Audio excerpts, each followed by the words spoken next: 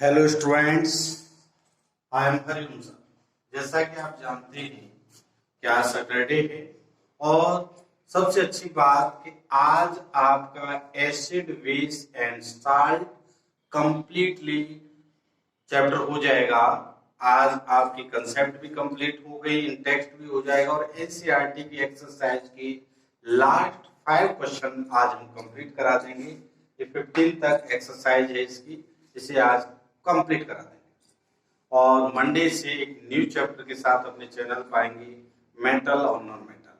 तो 2 यूनिट आपके हो चुके हैं, देख लीजिए आप, और बहुत जल्द ही केमिस्ट्री आपकी कंप्लीट हो जाएगी। इसके बाद अपने इस चैनल पर हम स्टार्ट करेंगे क्लास 12 की केमिस्ट्री। देखिए आप इधर ध्यान दें, पहला क्वेश्चन बहुत ही इंटरेस्टजनक क्वेश्चन है, लास्ट क्वेश्चन है इनकी। तो पहले क्वेश्चन को आप देखिए, आंसर फर्स्ट देखिए आप। आंसर फर्स्ट हमसे क्या कह रहा है? Fresh milk has a pH of 6. How do you think the pH will change if turned in curd? Explain your answer. हमें ये क्या कह रहा है? हम ये जानते हैं कि फ्रेश मिल्क की जो pH होती है वो 6 होती है।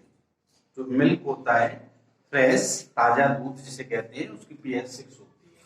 फिर वो कह रहा है how do you think the pH will changes? क्या आप सोच सकते हैं इसकी pH बदल सकती है? किस केस में? इफ टर्न इन कर्ड, जब मिल्क से कर्ड बन जाए, दही बन जाए।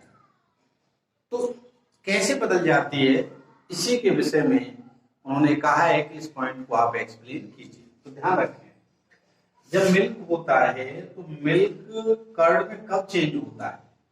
कर्ड में चेंज होता है तो क्या चीज ऐसी बन जाती है, उसमें सॉरनेस आ जाती है। सॉरनेस आने का मतलब है एसिड बनना होगा, और वो एसिड का नाम है लैक्टिक एसिड।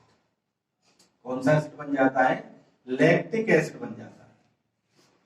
और लैक्टिक एसिड बनने का मतलब है कि पीएच का डिक्रीज होना। भाई मोर एसिडिक होता है, लैक्टिक एसिड क्या है? मोर एसिडिक है, तो जाहिर सी बात है उस पीएच डिक्रीज होगी। या 6 है तो न्यूट्रल के पास है, एसिड बनेगा तो जाहिर सी बात है पीएच डिक्रीज होगी।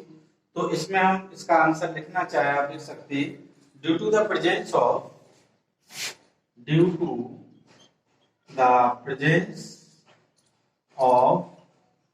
Lactic acid.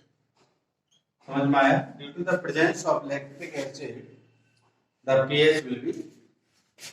The pH will be change। PH में चेंज क्यों आ जाता है? कि लैक्टिक एसिड का फॉर्मेशन हो जाता है जब मिल्क टर्न हो जाए कर्ड। बात समझ में आ गई? यही वो पॉइंट एक्सप्लेन करना चाह रहा है। क्लियर हो गया? ये हमारा आंसर फॉर 11 क्लियर। अब देखिए बेटा, आंसर 12 जिसको हमने नीचे पॉइंट में लिख रखा है, क्योंकि ये थोड़ा थ्योरेटिकल है, इसमें हमें थोड़ा पॉइंट लिखकर जिससे हम समझा तो देंगे। ये आंसर जो लिखा हुआ है वो आंसर 12 का आंसर है। 2 सेक्शन है इसमें, ए एंड बी, देख लीजिए।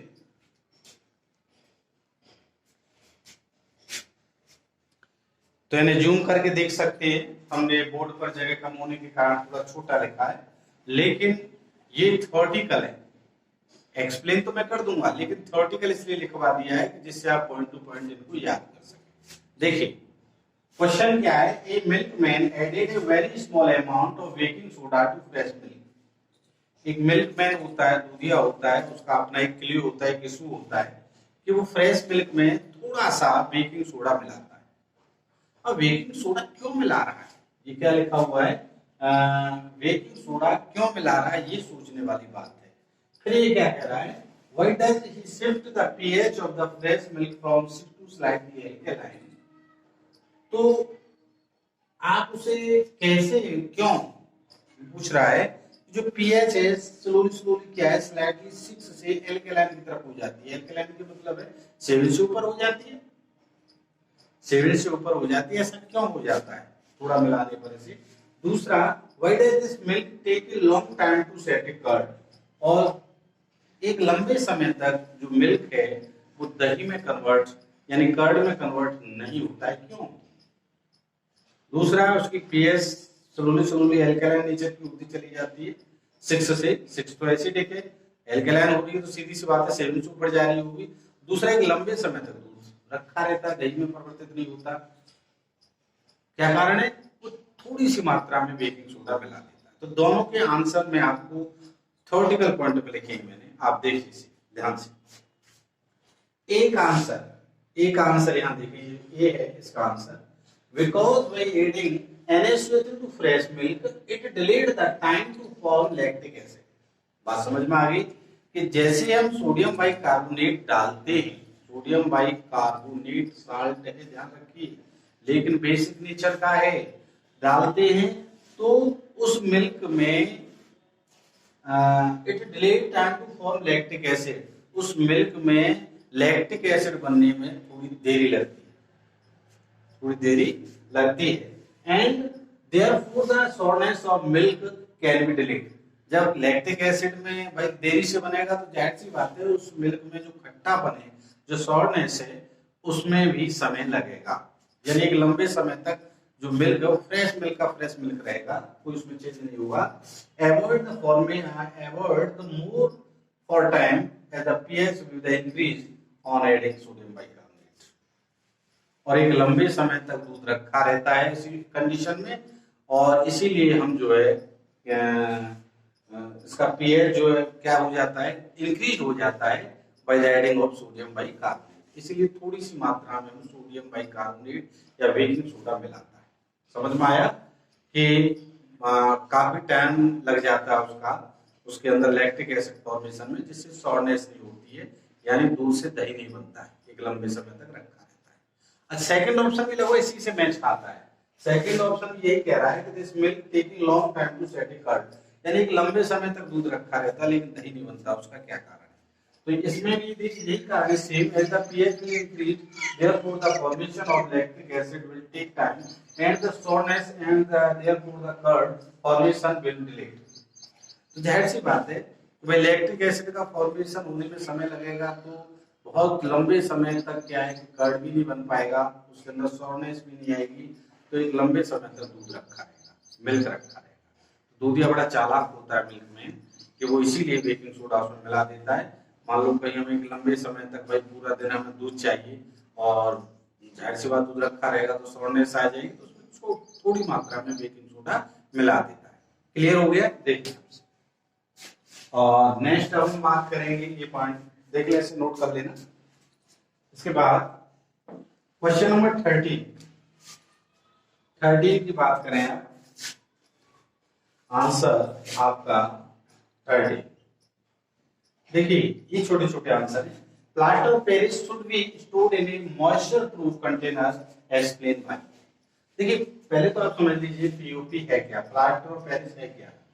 प्लास्टर ऑफ जो पेरिस है वो होता है फार्मूला इसका CSO4.2। ये ऑलरेडी हम कंसेप्ट में आपको करवा चुके हैं।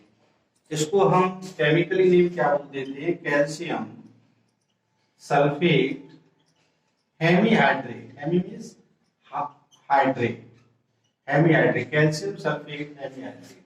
अब उन्होंने कहा है कि इसे मॉइस्चर प्रूफ कंटेनर में क्यों रखते हैं।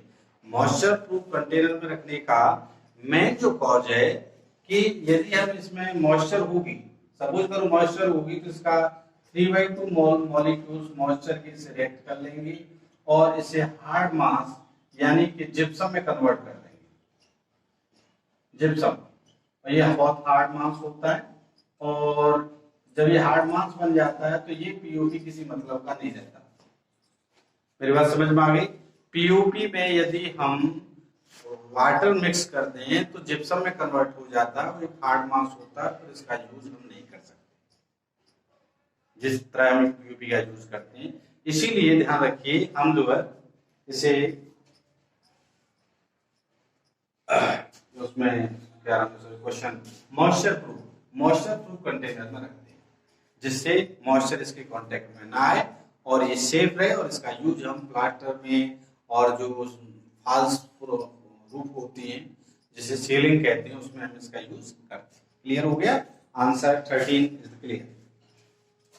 देख लें, रिएक्शन इसका जवाब है। क्वेश्चन नंबर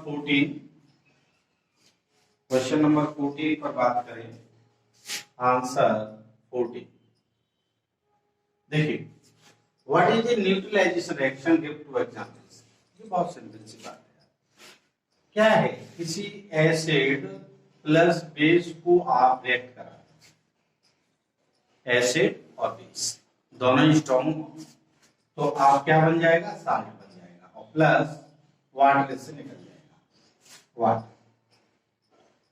अब आप रिएक्शन करा देंगे, एसिड ले ले, मैं HCl ले लेता हूं, प्लस बेस जो है मैं आपके ले लेता हूं यहाँ पर, क्या नाम है, NaOH। ये मैंने इस तरह से ले लिया, तो यहाँ पर साल्ट बन जाएगा NaCl और प्लस वाटर। तो ये जो रिएक्शन है यही न्यूट्रलाइजेशन रिएक्शन है, न्यूट्रलाइजेशन रिएक्शन।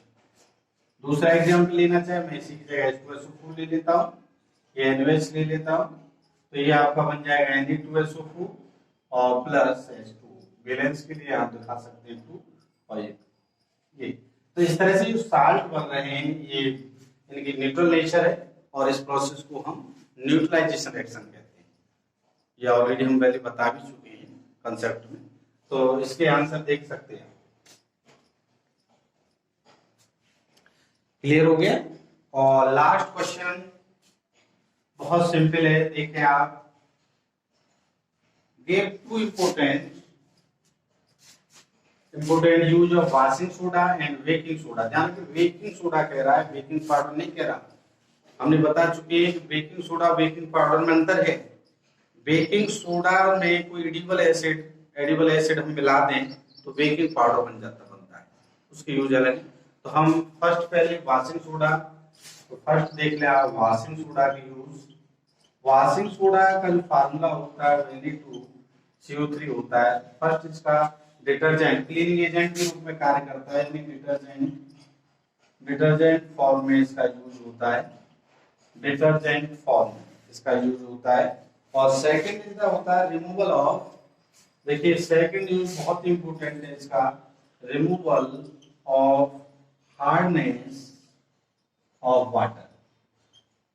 वाटर की हार्डनेस को रिमूव करता है। इस तरह से हम वॉशिंग सोडा के 2 यूज कर लेते हैं।